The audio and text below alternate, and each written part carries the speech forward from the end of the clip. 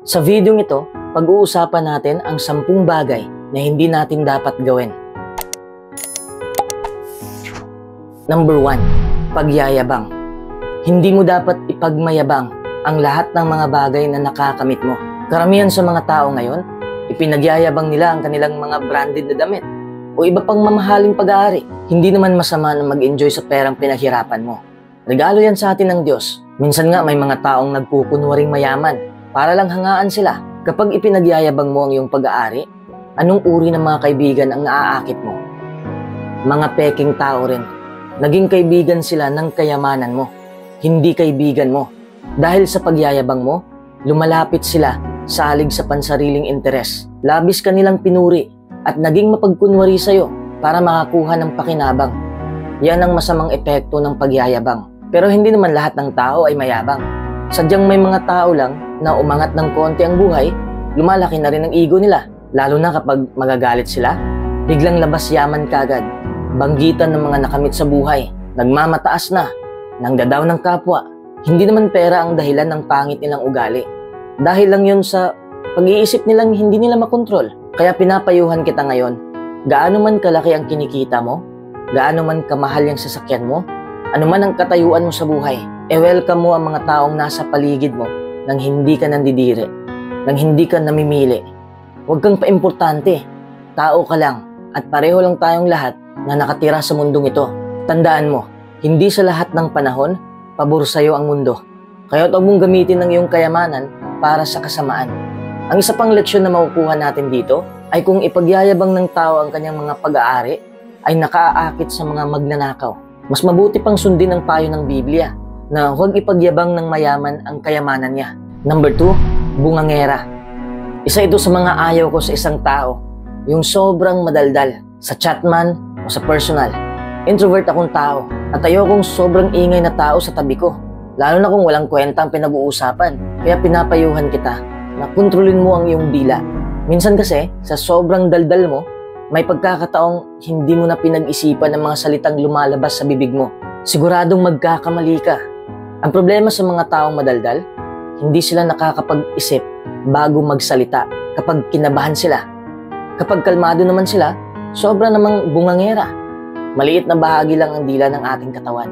Pero nakapagyayabang ito ng labis. Ang dila ang puno ng kasamaan. Dahil pinarurumi nito ang buong katawan at pinagliliyab ang buong landasin ng buhay. Pero huwag kang mag-alala, dahil hindi ka naman perpekto. Minsan may masasabi kang hindi ka aya-aya. Dahil hindi tayo perpekto, madali tayong magkamali kapag nagsasalita. Pero huwag naman sana natin gamitin ang imperfection na ito para sumobra ng makapagsalita. Kontrolin din natin ang ating dila. Dahil ang nagpipigil ng kanyang dila ay matalino. Tandaan mo, ang mga salitang hindi pinag-isipan ay gaya ng mga saksak ng espada. Ang salita na lumalabas sa ating bibig ay katulad ng toothpaste. Kapag napiga mo ng sobra, hindi mo na yan maibabalik. May mga tao rin naman kasi na gustong magsalita dahil sinusubukan nilang patunayan ang kanilang sarili sa mga taong nakapaligid sa kanila. Pero sa totoo lang, kung tunay kang confident at sigurado sa sarili mo, hindi mo na kailangang sabihin pa sa kanila ang kakayahan mo. Wala ka nang dapat patunayan kasi makikita naman nila ang kinikilos mo. Matutulungan ka ng payong ito na magkaroon ng magandang pananaw sa iba para makontrol mo ang iyong dila at makapag-isip ka bago ka magsalita. Kahit huli na at nakapagbitiw ka na ng masakit na salita, ang kapakumbabaan ay tutulong sa'yo na humingi ng tawad. At sa susunod, sikapin mong kontrolin ang iyong dila. Okay? Number 3, kumparahan. Isa sa mga hindi mo dapat gawin sa buhay ay ang pagkumpara sa sarili mo doon sa ibang tao. Kung gagawin mo yan, babagsak ang kaligayahan mo. Suriin mo ang iyong mga pagkilos. Sa gayon, magsasaya ka dahil sa mga nagawa mo at hindi dahil ikinumpara mo ang sarili mo sa ibang tao. Alam mo, hindi maganda ang epekto nito.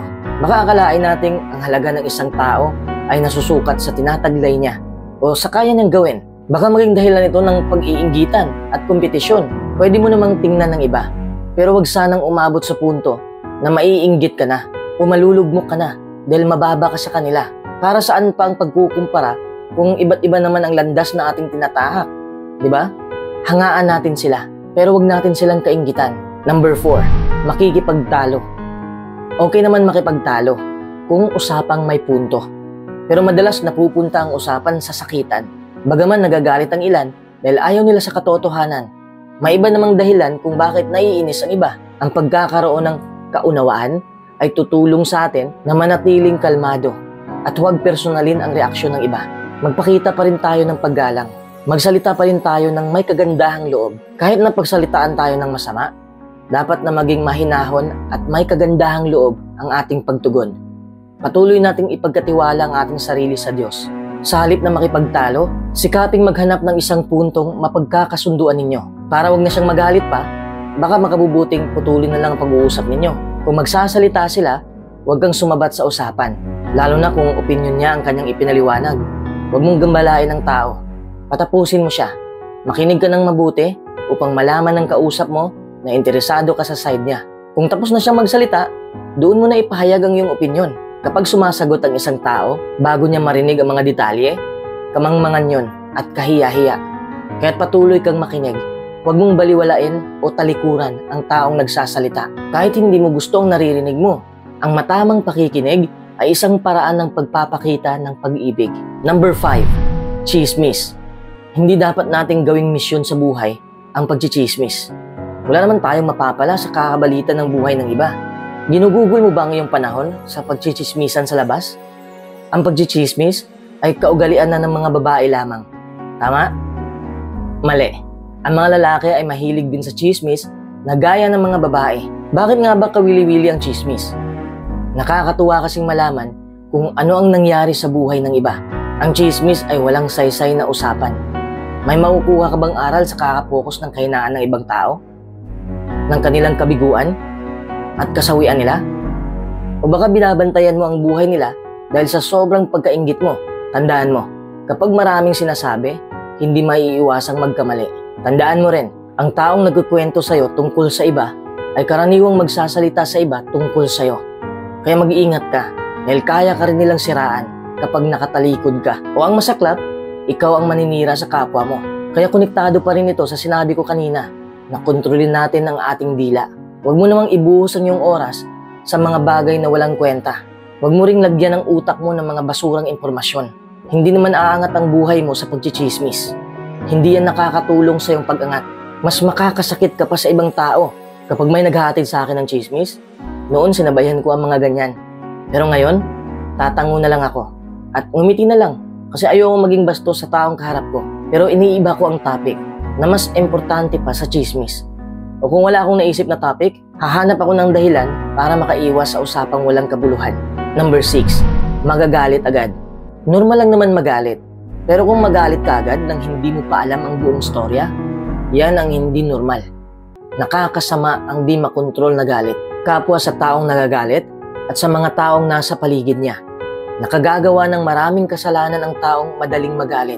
May nagkokomento sa video ko noon na hindi raw normal ang magalit. Para po sa iyong kaalaman, normal ang magalit. May pagkakataong makatwiran lang magalit. Ang tapat na taong si Nehemias ay lubhang nagalit. Nagagalit din ang Diyos. Lumagablab ang galit ng Diyos laban sa Israel. Alam mo ba kung kailan maling magalit? Kapag hindi na ito makontrol o wala sa katwiran, na madalas nangyayari sa mga taong di perpekto. Tandaan na mapanganib ang di makontrol na galit. Kaya kontrolin mo ang iyong galit bago ka makagawa ng isang bagay na pagsisisihan mo. Alisin mo ang galit at huwag ka nang magngalit. Huwag kang mayamot at gumawa ng masama. Sabi ko nga kanina, kailangang malaman muna natin ang buong detalye bago tayo gumawa ng konklusyon. Kung pakikinggan nating mabuti ang lahat ng panig, hindi tayo basta-basta magagalit. Number 7, paglaruan ang feelings ng iba. Hindi mo dapat gawin yan. May puso ka rin. Paano kung may gagawa niyan sa'yo? Matutuwa ka ba? Siguradong hindi. Uso na ngayon ang juwaan. Kahit walang feelings, lumalandi pa rin. We want the facade of relationships without the actual work of relationship. Madali tayong sumuko. Madali nating sinasabi na ang dami pang iba dyan. Gusto nating may kasama lang, pero hindi naman natin mahal. Gusto lang natin ng sarap, hindi ng paghihirap. Hinahawakan natin ng kanilang kamay, kahit malamig ang ating pakiramdam. Maraming mga tao ang ganito. Marami na rin ngayon ang nadidepress dahil sa pag-ibig. Kung may pinaglaruan kang tao ngayon, alam kong may puso ka. Stop pretending that you don't have heart. Stop pretending that you care. Stop pretending that you have feelings for that person. Stop pretending that you're in love with them. Akala mo lang sila ang pinaglaruan mo. Pero ang tunay na niloloko mo ay ang sarili mo mismo. Ang maipapayo ko naman sa'yo kung ikaw yung pinaglaruan, stand up for yourself by confronting others' bad behavior toward you. Ipaalam mo sa kanila na nasasaktan ka at hindi mo deserve yon at hindi mo nagustuhan ang ginawa nila sa'yo. Tapos umalis ka na. Protektahan mo ang iyong puso. Number 8. Masamang asal. Hindi mo dapat isabuhay ang maling asal. Minsan kasi, likas na sa atin ang maghiganti. Halimbawa, hindi ka nila pinahiram ng pera. Hindi ka na rin magpapahiram kung manghihiram sila. Yan ang maling asal. Nagiging mabuti o masama ang impresyon sa'yo ng mga tao. Depende sa pakikitungo mo sa kanila. Kung maganda ang iyong asal, ituturing ka nilang mature at responsable. Pero kung magaspang ang ugali mo, iisipin ng mga tao na sarili mo lang ang iniintindi mo. Kaya baka hindi ka matanggap sa trabaho at makalampas sa'yo ang ibang oportunidad. Kapag malupit ka, ikaw mismo ang napapahamak. Magpakita tayo ng pag-ibig dahil lubusan itong pinagkakaisa mga tao. Totoong-totoo yan pagdating sa pakikipagkaibigan. Gusto ng mga tao ang mga individual na mabait makitungo at may magandang asal. Sino ba naman ang gustong makisama sa isang taong magaspang o walang modo?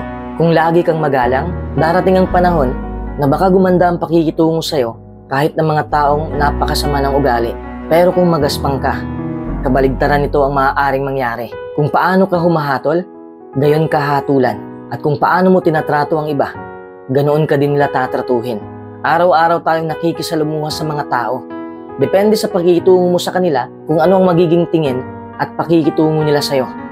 Sa simpleng pananalita, importante talaga ang iyong asal. Number 9. Kinukontrol ang lahat. Huwag mong gawin yan, or else mapapagod ka lang. Kapag umuulan, kahit magagalit ka pa dahil sa mga damit mong hindi natutuyo, hindi pa rin titigil ang ulan. Maraming bagay ang hindi natin nakukontrol. Pero bakit nagpapa-apekto tayo? Na-stress tayo sa mga bagay na hindi natin nakukontrol. Nagagalit tayo sa haba ng pila sa mall.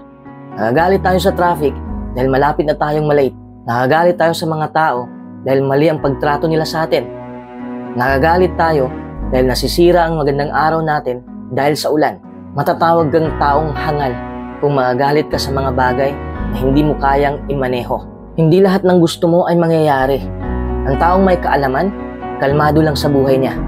Dapat maunawaan mo na may mga bagay na makukontrol natin. May maraming bagay ang hindi natin makukontrol. Number 10. Mapagpanggap. Marami kasi ngayon ang sumasabay sa uso. Binago nila ang kanilang personalidad para pasok sa madla. People are pretending to be someone else because they don't feel good in their own skin. Ganito kasi ako noon eh. Sobrang tahimik ko noon. Alam niya na mga kaklase ko noon. Wala akong maraming kaibigan. Kaya binago ko ang sarili ko. Sumabay ako sa maiingay na tao para lang pasok ako sa panlasa nila. Pero hindi ako masaya dahil hindi ako yon. I did that because I wasn't able to find my true self and I had no idea where to look. Ang natutunan ko sa karanasan ko ay tanggapin mo ang buo mong pagkatao at mahalin mo ng buo ang sarili mo. Of course, improve yourself all the time.